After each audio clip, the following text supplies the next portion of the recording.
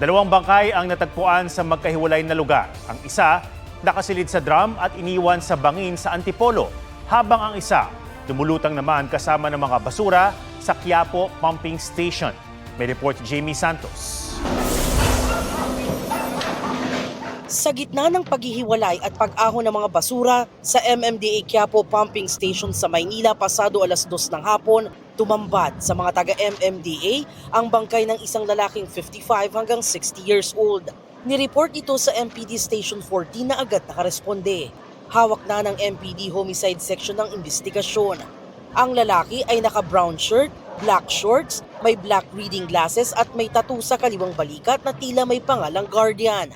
Wala naman daw nakita ang mga pulis na palatandaan ng panlabas na pinsala sa biktima. Pero nasa advanced stage of decomposition na ang lalaki. Papa-autopsy natin to, no? Para malaman natin kung meron tong foul play. Hindi pa rin natin siya identified at wala pa rin nag-claim dito sa biktima. Inaalam pa kung sino ang lalaki at bakit siya namatay. Baka may mga kamag-anak na naghahanap dito. Pakipuntahan po kung sakasakali at tumutong pa itong description ng victim natin. Sa bangin naman sa Antipolo City, inangat sa tulong ng lubid ang plastic drum na ito na nakita ng ilang kabataan kahapon. May bangkay pala sa loob. Akala po nila yun kalakal. At nung pagbukas po nila, tumambad po sa kanila ang paa. Kaya immediately pumunta sila sa pinakamalapit na pulis. Naka-plastic pa ang bangkay. Nakamaong short at puting t-shirt ang babae, hanggang baywang ang buhok. Meron siyang tattoo na gagamba malapit sa tiyan at sa kaliwang hita ay tattoo ng ahas na may nakasulat na Noemi.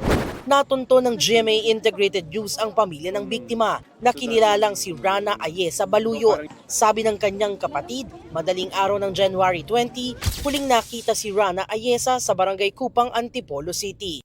May sumundo raw sa kanyang babae at lalaking nakamotorsiklo. Hindi malinaw kung ano ang kaugnayan ng biktima sa dalawa. Mula raw noon ay hindi na nila nakontak si Rana Ayesa. Stay siya po para po sa pagkawala ng kapatid ko. Last po na sinabi niya, may binanggit daw po siyang pangalan. Sabi daw po, wala na daw po siya ibang hahanapin. Kundi po yung binanggit niya lang pong pangalan. Patuloy ang investigasyon ng Antipolo Police. Jamie Santos nagbabalita para sa GMA Integrated News.